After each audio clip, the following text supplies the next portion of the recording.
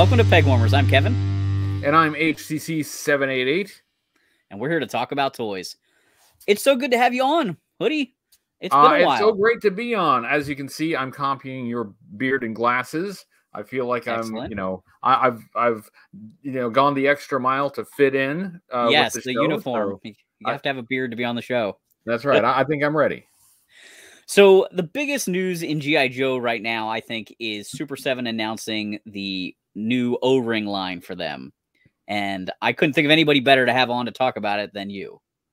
Well, scraping the bottom of the barrel, but I'm happy to answer the call and talk about this because it is big news. It's big news. It's something that I think there's been a question mark about because O-ring G.I. Joe from Hasbro had kind of been phasing out, and the question was, what was to become of it? Or were we going to get any O-ring figures outside of maybe like the Transformers crossovers? Well, right. This answers that question. And so I put together a little slide deck here to help us kind of guide the conversation along. Basically, the news was announced. Pixel Dan interviewed Brian Flynn. We're going to kind of hit the highlights of it. And basically, the highlight was Super7's making O-ring figures, and they're going to be doing stuff from the comics, Sunbow and Deke, that Hasbro has not done. That leaves a lot of space for interpretation. Does that mean the comic accurate version of any character, the cartoon accurate version of any character, or do they specifically mean lesser known third tier characters that we haven't seen before? Yeah, and Super7 has visited some of those lesser known characters before, so it could very well be along those lines.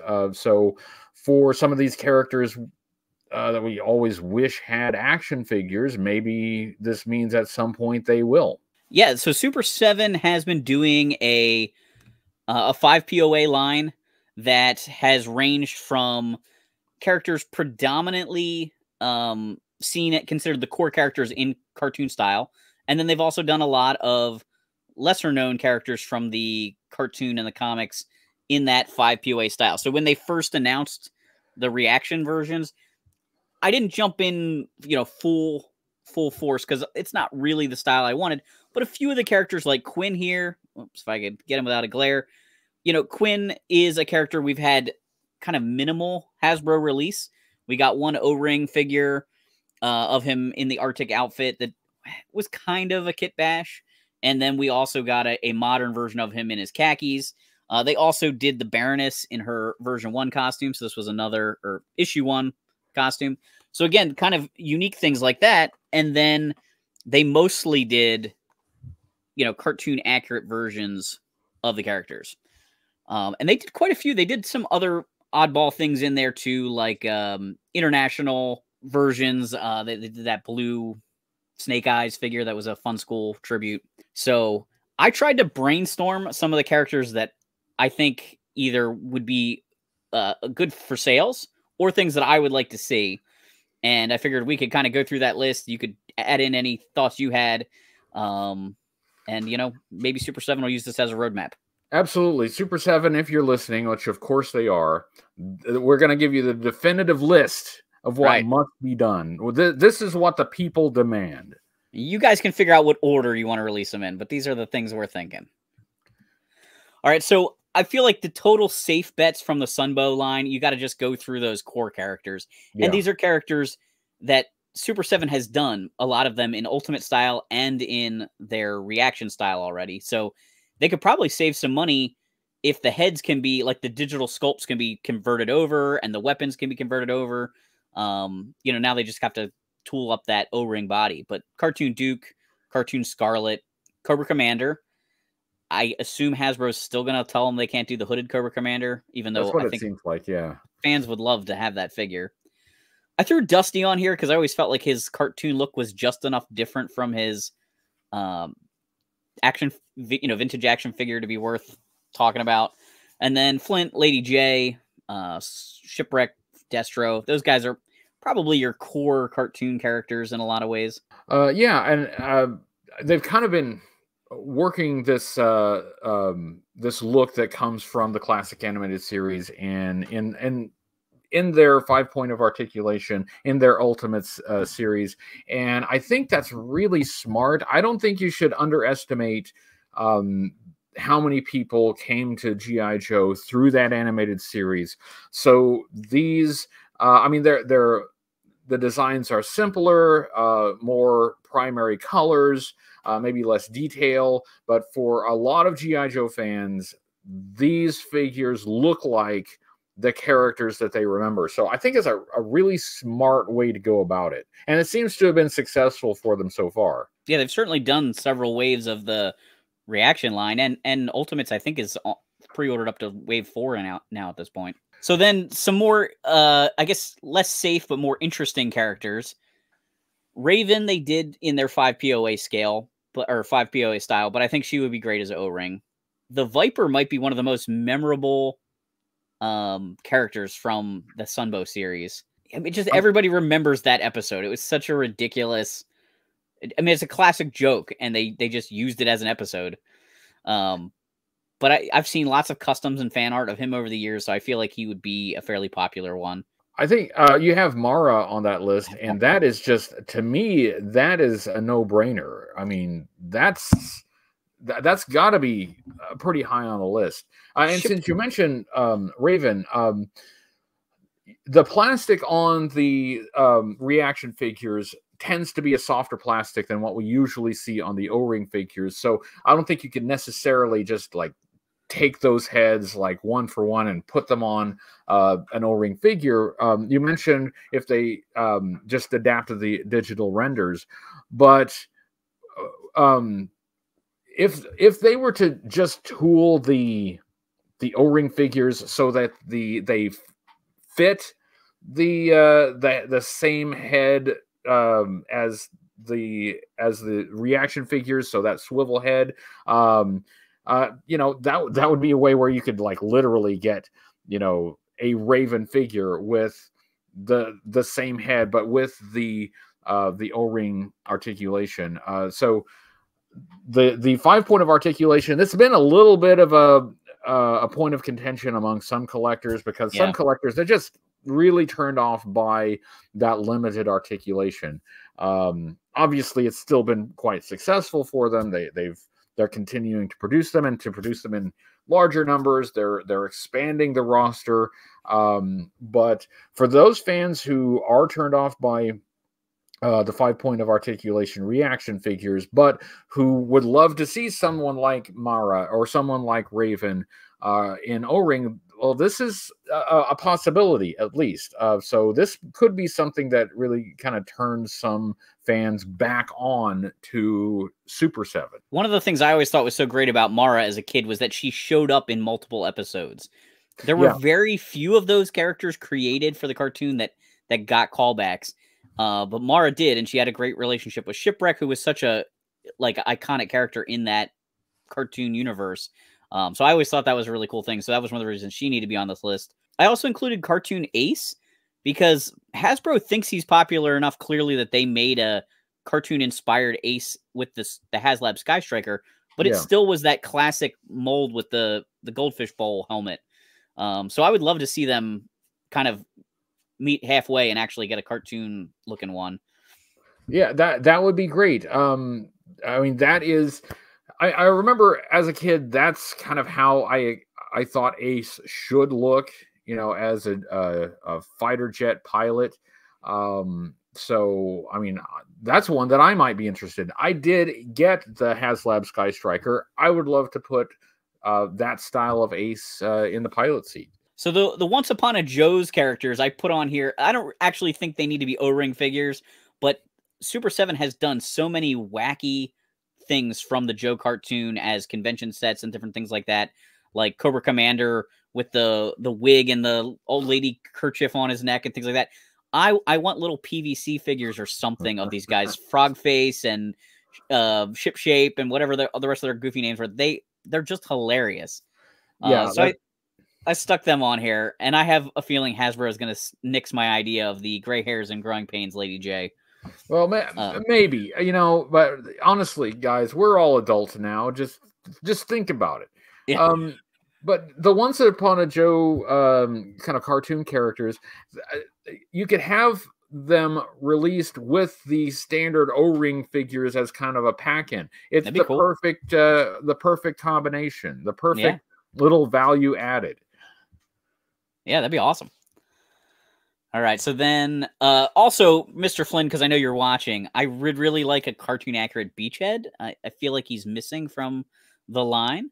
He's very similar to the original Beachhead, but, you know, just get that the right shade of green on his pants and things like that. I would love that. Yeah, plus Beachhead is just awesome. So, yeah, just do Beachhead. So they mentioned the comics, and I don't know for sure if they only mean Marvel or if they can do IDW or Image, like, because G.I. Joe has been printed for a long period of time now over multiple publishers. So I started off with some, again, safe bet people from the Marvel era that are kind of core characters that fans are probably going to be interested in. And so Snake Eyes Unmasked, whether it's pre-surgery or post-surgery, either way, he does have some scarring on his face. One is, you know, really messed up, and the other one is fairly handsome with a few scars. But that's kind of like such a mysterious part of Snake Eyes' background, and I feel like I think fans would enjoy having that figure. It's often done as a custom. There have been some really amazing customs of that figure. It would be nice to see like an official release, and you know, it'd be interesting to see how they approach it. I mean, if they really do like the mangled face version, which I think, at least for comic book fans, that's when we think of unmasked Snake Eyes, we're thinking of the scarred face unmasked Snake Eyes. Or if they do something a bit more subtle, or, you know, go back to like you know, Vietnam pre-scarring, pre-accident Snake Eyes. That's another option. But because of the intricate detail that you can get in the scarring and the character of the face with unmasked Snake Eyes, it's just it can be a really cool figure. I know that you've seen some of the customs, and they're you can do some really cool things with it, and things that they really just haven't done with Snake Eyes in an official release. So that would be, I think that would be probably really close to top of my priority list.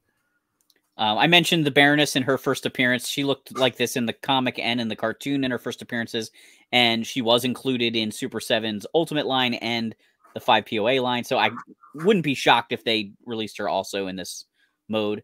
Of course, we've got Cobra Commander and Destro both being unmasked, fit in with Snake Eyes as top-tier characters that we really haven't seen released too often where you can see their face. Even Cobra Commander, like in Star Brigade, had the mask, you know, covering up below the nose. Yeah, like you could do an unmasked series, because I mean, these characters, which have maybe not entirely but almost exclusively been produced just with their masks on, a lot of them did have appearances in the comic book and elsewhere without their masks. So you could do a whole series of unmasked characters, and that would be an interesting alternate take on some very familiar characters like Cobra Commander. And then I also put on the list issue 21, Snake Eyes and Storm Shadow. Such an iconic moment at the end of the issue when both of their forearms are exposed to show off they have the Arashikage tattoo. And it's another way to kind of release those core characters with a slightly different look. So it's probably the quintessential moment in all of G.I. Joe comics is the end of that issue. That moment kind of marked a turning point for the comic book series. It took a while for Larry Hama to kind of write in that backstory that was first revealed with that, but the continuity of the comics, the kind of core characters that we followed through that comic, it really kind of took a turn with that issue and with like that page as well. So yeah, you can't get much more iconic than the Snake Eyes and Storm Shadow with the tattoo reveal. It's the they know each other moment, you know? Yeah. Some additional characters, and these guys now I'm getting away from those core G.I. Joe characters that have been part of the brand the entire time. And these guys are more maybe flash in the pan characters that were important in their era of the comic. And then, you know, this is like a rogues gallery of dead characters from G.I. Joe. But the Blind Master is one of my favorites of the Arashikage clan outside of the core characters. They've done, I think the Hard Master is the only one that to have gotten a figure from Hasbro in the kind of modern era. The Blind Master did get a figure based on one of the live action movies, but I think the fans like all of the Hard Master, Soft Master, and the Blind Master characters, so I could see them any of the three of them really getting a figure. Yeah, I'm still lobbying for Bongo the Balloon Bear. But think about this: like you don't have to just do Candy in the bear costume. She also wore like these like crazy 80s, yeah, you know, new wave spangly outfits. You know, you could go full 80s on that. In fact, just throw some sparkles in there. Like throw some glitter in the plastic, get some sparkle in there.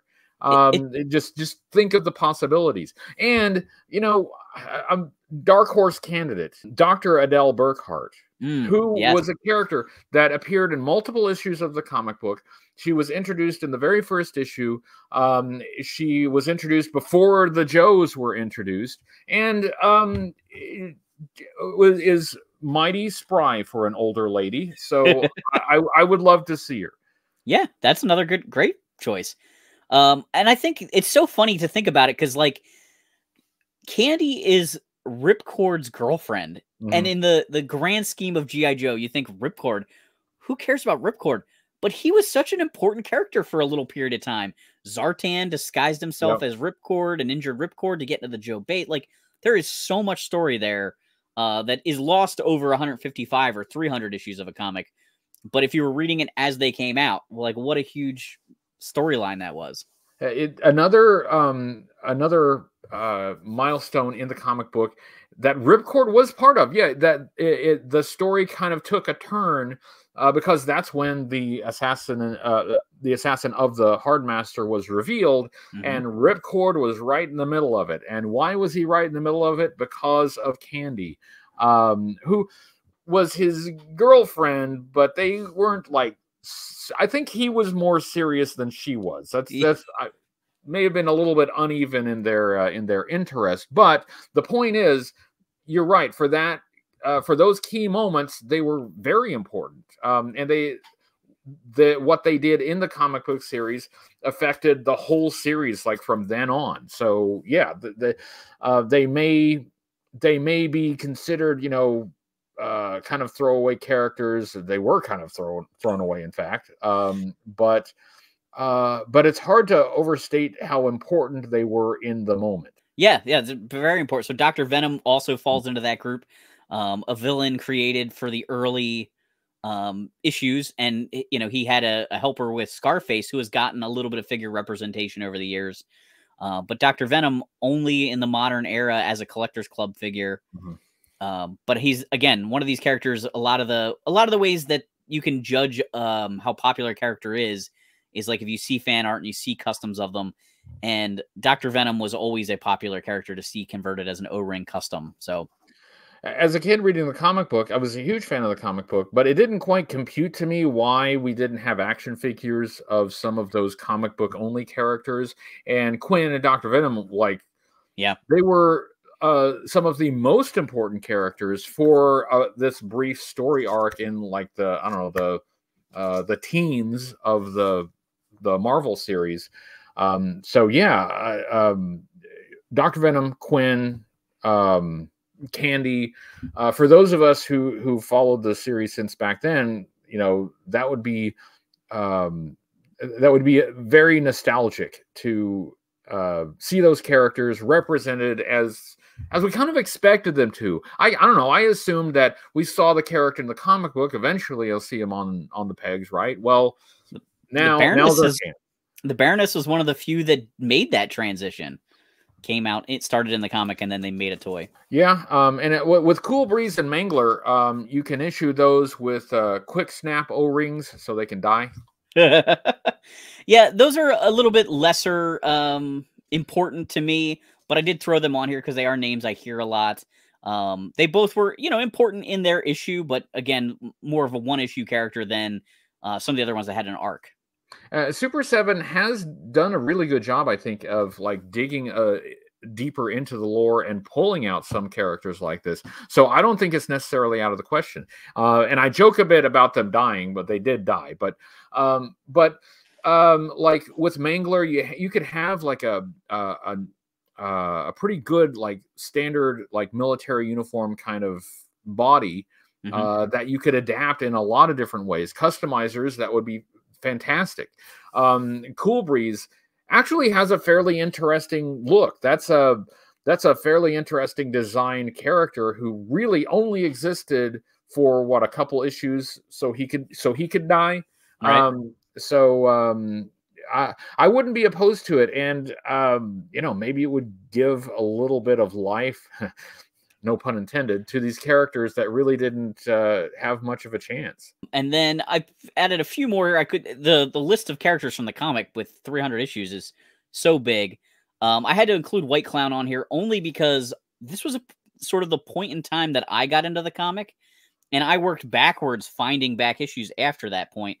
But I was very confused jumping into some of these storylines with Blind Master and White Clown and some of these other characters that were created solely for the comic.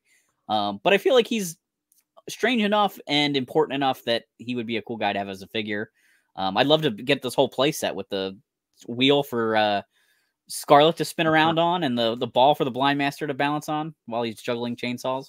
That would be fun, and he does fit kind of right in line with some of the other characters we've talked about. Maybe not important in the grand scheme, but within the story arc in which he was introduced, I mean, he was a recurring character. He had a role. He participated and had an impact. So I think that makes sense. And it was an unusual time in the comic book, wasn't it? It was interesting times, fun times. So this is a question that I don't know whether they could do it or not, but Hasbro is allowed to make Sergeant Slaughter figures, and Hasbro is allowing Super7 to make G.I. Joe figures. So could Super7 make a Sergeant Slaughter figure? We've never had him in the camo like military uniform. He had a very limited comic book appearance, and it didn't match his figure. Yeah. So I think that would be a good one for them to do if they could. That would be. I would love to see it. Again, this is you're right. This is another one where like he appeared in the comic book. He looked fine. He was identifiable, but did not look anything like the figure. And I just kind of like this, like the Joes not in combat, not geared up, but still in uniform. And that's always also something that I kind of like to see. It was never to be in the right. Old Hasbro run, but I would like to see this. Now they have Hasbro. I guess there's the Transformers crossover that we will eventually get. That's going to be what, Cup and Sergeant Slaughter and Leatherneck, and we have assumed that those figures will be O-ring figures. I mean, the others have been, but does Hasbro's license with Sergeant Slaughter include what Super7's going to do? That is unknown. We have no idea. We have no insider information on that. But if it were possible, a camo uniform, camo fatigues, Sergeant Slaughter, I think it would be cool. And actually, for all the versions of Sergeant Slaughter out there, somehow this would be a fairly unique one that hasn't. I can't think of a time that has been done. Yeah, we tend to just get the tank top versions, over and over again in different figure styles. Even though the Warthog version doesn't really get redone too much, but that was a nice combat look for him. Yeah. And this would be, more military than wrestler. The tank top always kind of looks like wearing a wrestler singlet. And then I put Billy on the list. He's Cobra Commander's son. He's had multiple important arcs throughout the comics and kind of different looks depending on where he is in the series. I think there was an adult version of Billy made maybe in the new Sculpt era as part of a Devil's Due comic pack or something like that, but we've never had him as the kid, which might not work because it's a smaller O-ring, but the Cobra Scout uniform was always cool. His ninja outfit, he wore like basically a Storm Shadow uniform, but he had the eye patch, or just in some sort of civilian gear, because he was also on various adventures out of uniform at different points in time. But I think that he's just such an important character to the comic book series that I can't imagine him not. Like, he definitely outranks a lot of the people I've already mentioned on this list of like reoccurring role and impact.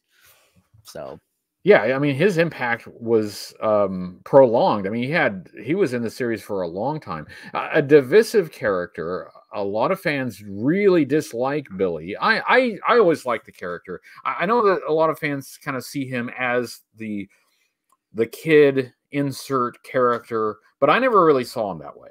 I did, however, I was like confused about what age he's supposed to be, because no matter how many years pass, he's always he's always shorter than everyone. Yeah. Even when he ought to be like, I don't know, 25 years old and, you know, an adult by now, regardless of how young he is when he started. By now, he ought to be an adult. Somehow, like in those later Marvel issues where he appeared, he was still like a head shorter than evereveryone. So how old is he supposed to be? Any ideas? I don't think that was ever actually addressed in the comic book. It's one of those comic book tropes in a way where people can't age at a normal rate, because all these guys that fought in Vietnam would be 70 and they're still fighting. Like, you know, Snake Eyes is just too old. So, but let Billy turn 21. Okay, let him go to let him have a drink. All right, he's earned it. And then some more comic book characters, and I felt like these were some more modern versions that I, again, don't know if they have the license to, and then some other characters that I felt like maybe Hasbro's touched on, maybe they haven't. So, like, I don't know what Brian Flynn meant when he said characters Hasbro hasn't done, because the October Guard were done by Hasbro, but not in the vintage era. Yeah, they were broken up over multiple 2-packs. Some characters were made, some characters weren't made. They're pretty expensive figures at this point too. So they might be a good set to do. Obviously, Dawn is the newest hotness in comic book characters, and I see a lot of requests for her online for classifieds and things like that. So O-Ring seems to make sense. The bandaged Snake Eyes, also him with like the rubber mask and the sunglasses, is another similar look that was important in the comic. But I love this version where he's got the tattoo exposed, the military uniform, and the bandaged up face. It was used for a short period of time off and on in the comic, mostly like flashback moments to his like pre-Joe time period. I love all of these ideas. I think the top of my list would be October Guard and Don Marino. But we mentioned with Sergeant Slaughter the Joe characters in uniform but not in battle gear, and that's what this Snake Eyes would be, which I think would be fantastic for customizers, because you could have your Joes you know, in their khakis or whatever, you know, on the base, which again is something that I wanted to see as a kid. I mean, this would be really cool, and a really nice callback. You know, that's recognizably Snake Eyes. I mean, he's not in the black, right? But you look at him, you see the tattoo, you see the bandaged face, you know exactly who it is. But as far as the October Guard goes, I would be thrilled to have the October Guard. I mean, I'd almost want them to like release them in a multi-pack, but that would be a really big multi-pack. Yeah, let's give us the whole October Guard roster, not just a few here and there. Give us the whole lineup. Give us an October Guard, you know, sub series. That would be beautiful. And as far as Don Marino, I'd like to see characters, you know, newer characters represented in plastic. I'd love to see them. And Don Marino is a character that already has a backstory, that already has a lore around that character. So I think that's also a priority. As much as I love, you know, revisiting the classics, the older characters, the older designs. Um, I getting newer characters into the lineup, I think, is important for keeping it fresh, for expanding the universe, expanding the lore.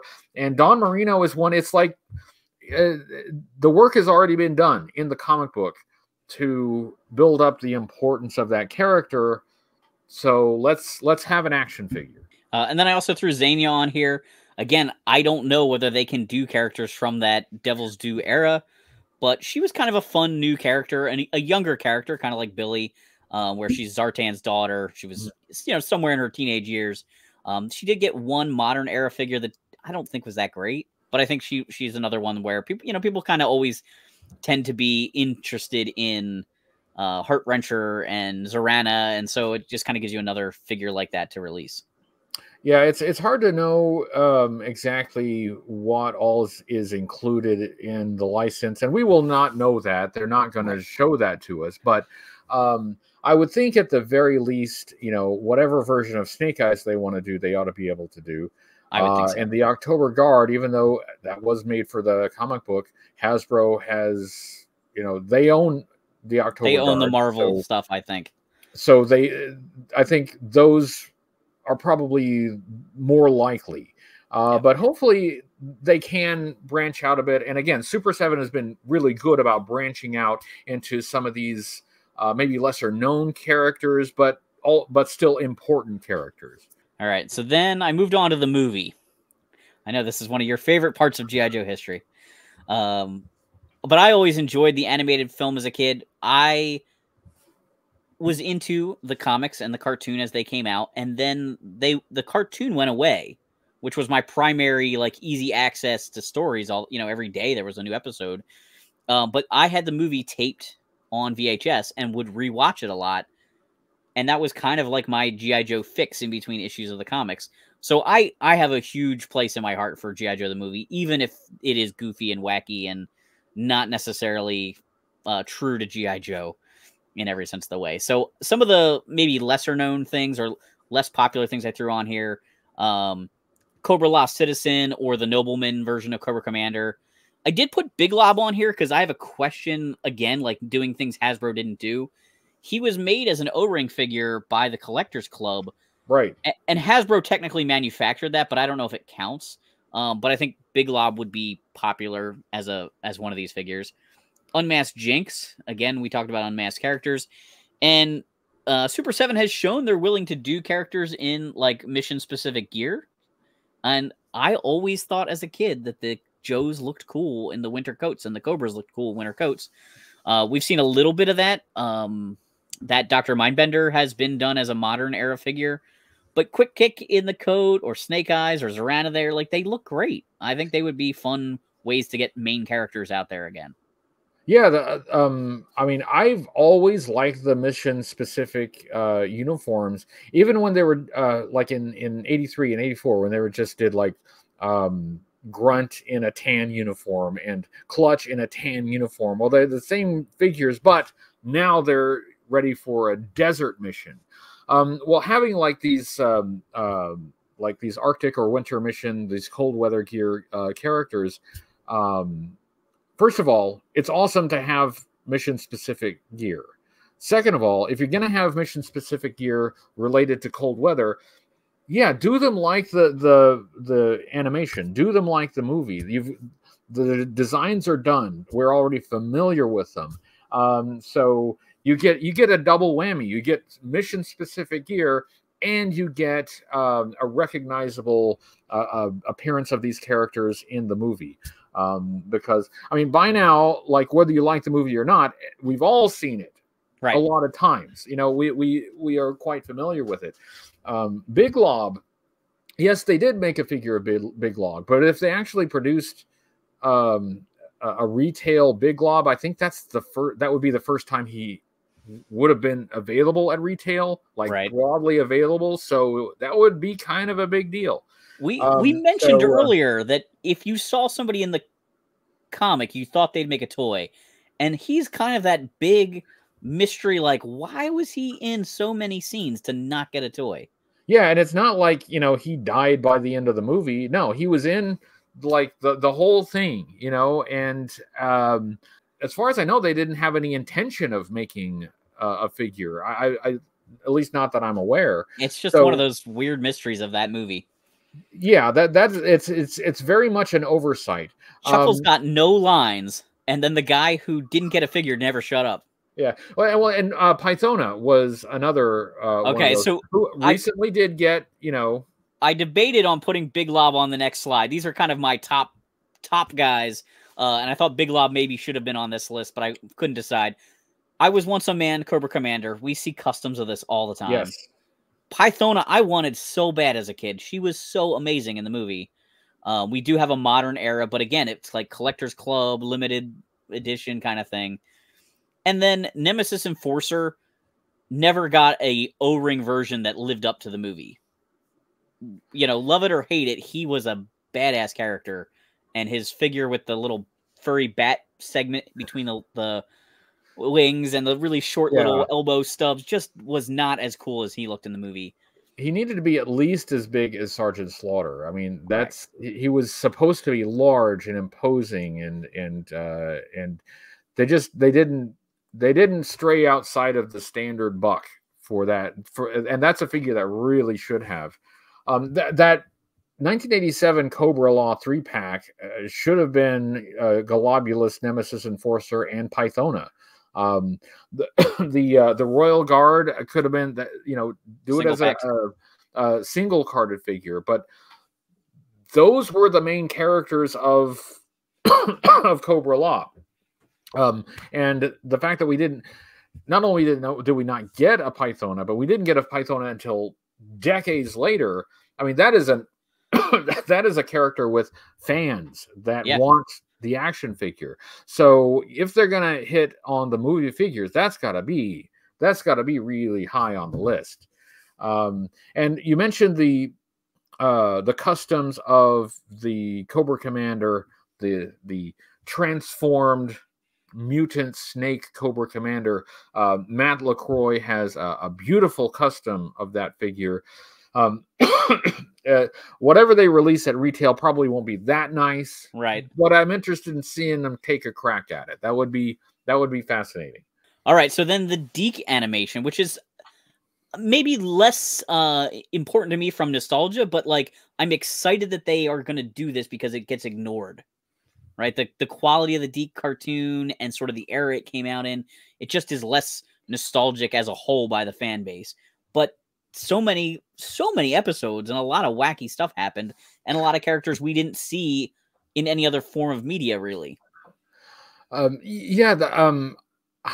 really think that fans who came into G.I. Joe in that era are starting to come back into the fandom now. We're starting to see a wave of younger fans for whom this was their G.I. Joe. So there hasn't been a lot of nostalgia, I think, for the Deke series until recently. I think it's starting to actually increase a bit.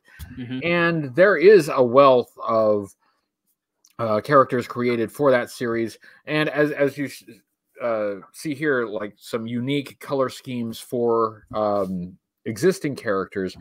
So I honestly think that this could be the sleeper. Could be the sleeper hit, because this could go directly at fans who are younger, who are underserved in all of the other releases, and who are maybe ready to have their nostalgia represented in some action figures. So this could be something. This could be maybe more significant than you might think on the surface. There has to be people out there going like, okay, guys, we've seen enough of the characters from the first 21 issues of the comic book. Like, let's move on.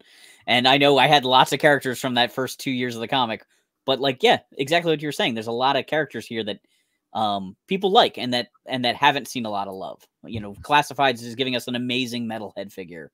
Mm-hmm. And so there, it shows that some of these things are popular. So I put Zorana on here. I also thought about Scarlet in her Deke animation, but I thought Zorana's alternate colors was more interesting than Scarlet's. Of course, we have Eevee, who was the Range Viper, who was friends/enemies with Ambush. It's probably one of the more iconic single episode characters that you hear about in conversations a lot, kind of like some of the old Sunbow characters that come up. Metalhead, I think he was such a prominent part of this era, and his hair was kind of more flowing and longer, and the original figure just was very like janky with all his accessories that I think Super7 might be able to make a really cool Metalhead figure. So maybe the best Metalhead figure that's been made, they have a chance. Yeah. Overkill, I think his design was very sleek looking in the Deke series and might be better than, you know, giant talking commando backpack version. And you know, the Queen of England, is she fall under this license? Can we do the Queen of England? The Channel was a very popular episode. It was. I think if you can put her in animation, why can't you put her in plastic? That's it. Metalhead, you gotta metal. A lot of the voice acting in that Deke series was kind of unenthusiastic, low key, not. With much less energy than we were used to from the Deke era, except for Metalhead. That dude went for it. Bang, bang. Yeah, he gave all he had. So there are a few characters I think more memorable than Metalhead from that series. I'd love to see it. And you know what? On the spot here, I will nominate Metalhead's Granny, who I think appeared in 2 episodes. Excellent choice. There we go. We'll bump the Queen of England down a spot to stick Granny in. That's it. In fact, let's have Granny and the Queen of England fight for that slot. Well, Granny will win. Come on. If the Queen of England comes out, she needs the little corgi as an accessory. Yeah, that's it. Yeah. Hey, you know what? This could appeal to, you know, fans outside of G.I. Joe. You know, there you go. Collectors of British royal memorabilia. So this is a great opportunity, though, for anybody watching. If you have a favorite Deke redesign or action figure translated into Deke or a one-off character, put them in the comments below, because this was sort of my weak point in putting this slideshow together. I didn't have as many people off the top of my head. I know there was like a Rockstar guy in a Sonic Fighter episode. I thought about putting Headman on here because his figure or character design was a little different than the toy. So yeah, if you're a Deke fan, let us know who we should have included. Yeah, and with Headman, he can include some narcotics, you know, as accessories. You know, that would be groundbreaking. You just, you know, bury him in a pile of grated cheese, get the Parmesan shaker out, and fantastic. And then I don't know whether they can do any of these kinds of things, but I felt like if you had the G.I. Joe license and you are a like uber fan, the way Brian Flynn seems to be with all these brands, like digging into the deepest corners, how do you not do some of the unreleased stuff? And I put 2 of my favorites on here. I'm sure there's a lot of other good ones, but Chef, who was going to be a possible mail away figure, who kind of got replaced by Starduster. I've always thought he was kind of a cool idea. Not super exciting for combat, you know, but like Snake Eyes with the bandages on his head. A cool figure now that we're adults. Yeah. I think there's some concept art for an unreleased Baroness as well. There were several figures that were in the works that would have come out in 1995 if they hadn't shifted gears to Sergeant Savage by that point. And we've seen a lot of that artwork now. A lot of that's come out. Yeah. And I think that would be a well that you could go to probably several times for. I mean, these would be deep cuts, but they could also be like fresh and new. Like for those of us who have seen the pictures, for instance, of Dr. Mindbender here, that's like an amazing thing. This is the Dr. Mindbender that we never got. But for those who don't recognize it, it's still like a new Dr. Mindbender. That's not like anything that we've seen before. So I think that would be a fantastic idea. There are, I guess, all throughout the run, there have been characters that didn't quite make the cut. So, especially if you are using parts that you're going to use anyway, and a lot of these figures probably would, then, give us these. This is an opportunity to both call back to something classic and give us new characters. I think that they should at least consider it. Yeah. So again, like I said, I don't know whether they would be allowed to, but I guess it doesn't hurt to ask. Hey, Hasbro, can we use these discarded designs? Many of these, like you mentioned, kind of reuse some parts because the mail-away figures were all sort of reused parts, and that was, I think they had said it was going to be Doc's head, but with white skin, and it's whatever shirt they used for Starduster there. If you're doing the Arctic movie Mindbender, you have the head for making this weird alien Mindbender. So you start getting creative with those parts, and that saves them money. That's how some of these brands like Master of the Universe and the original line of G.I. Joe were able to be so successful. Is a little bit of part reusage goes a long way in keeping the cost down. And they're trying to hit that $20 price mark. So obviously not every figure can be 100% new parts. I know that a lot of collectors criticize that, and I have to. Reusing parts can be overdone. It can get to the point where it's just cheap. But I don't really mind it when it's refreshed, when you're changing the colors, you're using them in a totally different context. Okay, speaking of Dr. Mindbender, I believe Dr. Mindbender used the legs of Mutt. Right. But it's so different that it might as well be new. And you get a new figure out of it, a new character out of it. I have no problem with that. So, and that's where it's done right. Yeah. Like, I like them reusing the head if it's a new version of the same character. Yeah. And I like them reusing body parts if you don't really notice. Like if you're just pulling somebody's boots onto a new figure or whatever, that's fine. It's a little bit obvious in that 82, 83 lineup because there was just so many reuses, and then it just wasn't enough different faces for that many characters. Yeah. But like we've seen it between 80s and 90s Joes where their face completely changes from release to release. And it would be nice if they just went back, get the original head, and move it forward. Yeah. Sometimes they improved a little bit, and they were close enough. Like some of the Dukes have been fine. Like I think the Star Brigade Duke might be the best Duke head sculpt they made in the entire original O-Ring run. And I don't mind that it doesn't exactly match the original version. Probably no kid had both of those versions at the same time anyway. Yeah, Duke was actually the one that I was thinking of. It's like we had several different versions, but yeah, they were close enough that you could think, all right, this is the same guy. But when they would like remove a beard, change the location of a tattoo, completely change the shape of somebody's face, that's when it would get odd. I think you've mentioned low light and things like that. Yeah, low light. Just, that's like that's an interesting case. But in the case of I mean, if Super7's doing O-rings, it's not like the 5.0 of articulation figures where it's basically it's a sculpt. Mm-hmm. And you have some joints on them. Here you have parts. You're going to have a library of parts. And if it gets us some new characters, if it gets us, new iterations of other characters,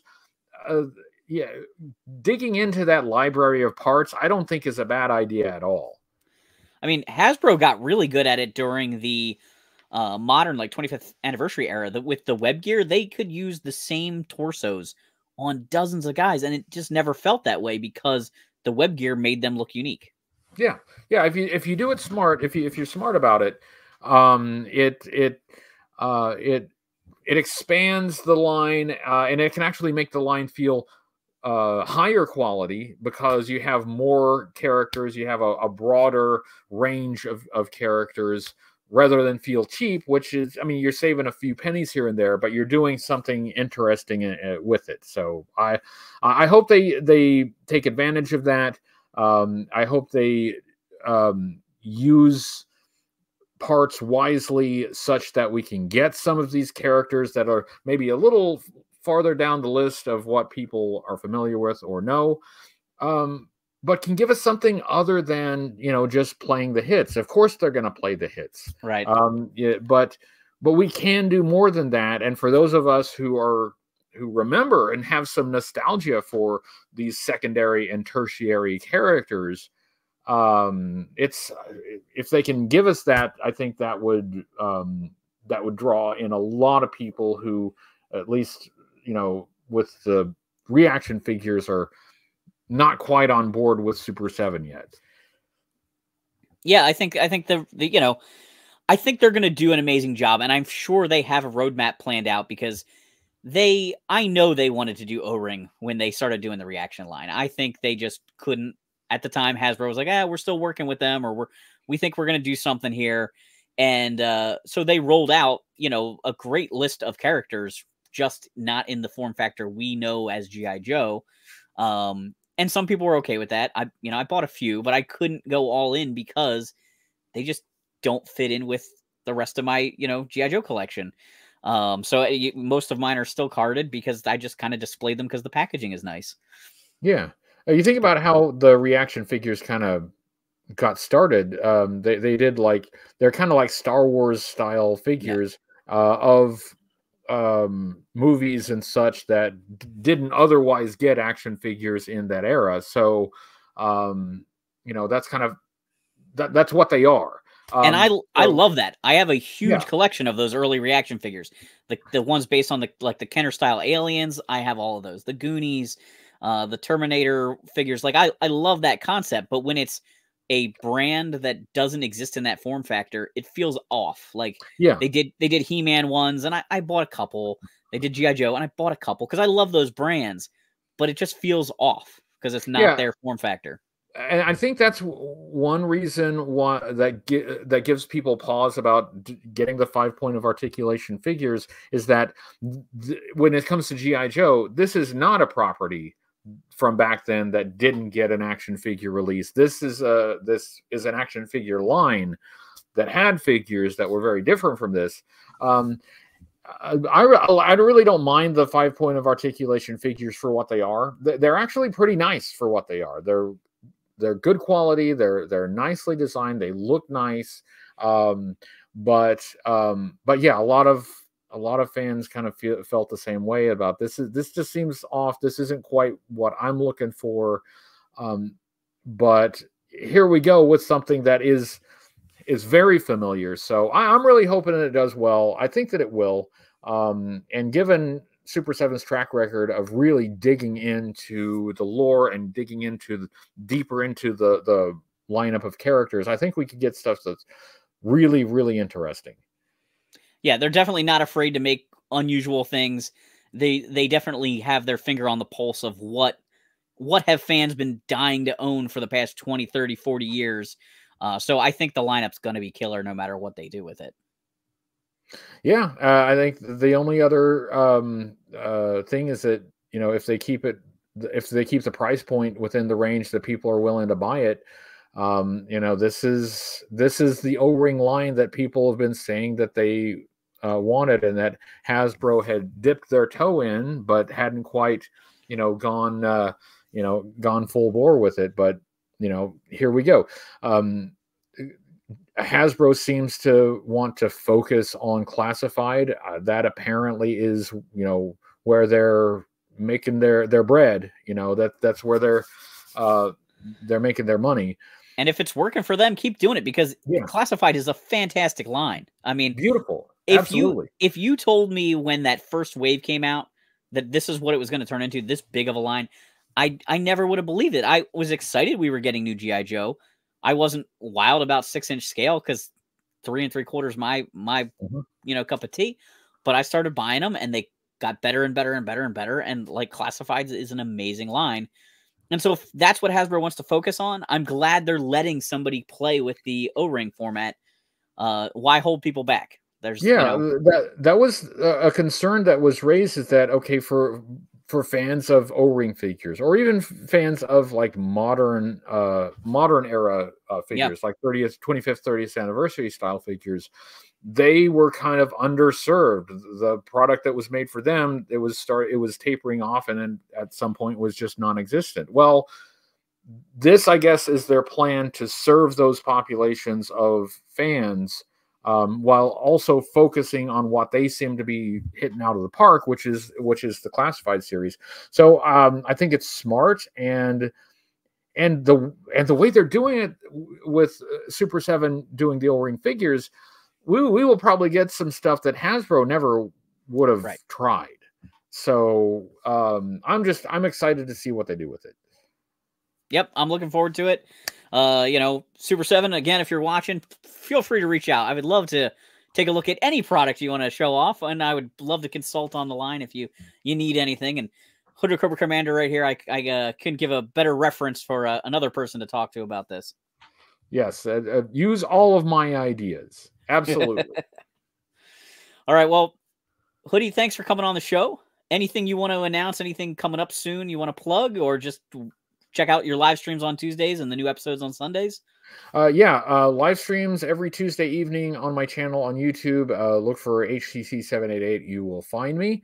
And episodes, I try to get them out on Sundays as much as possible. Lately, there's been a bit more of a gap because we are working on big things. There are large, big things coming up in the future that are requiring a significant amount of planning and work. But please stop by, hang out, and subscribe, because there are big things coming, and we're gonna roll them out here, hopefully sooner rather than later. All right, guys, thanks for hanging on the peg.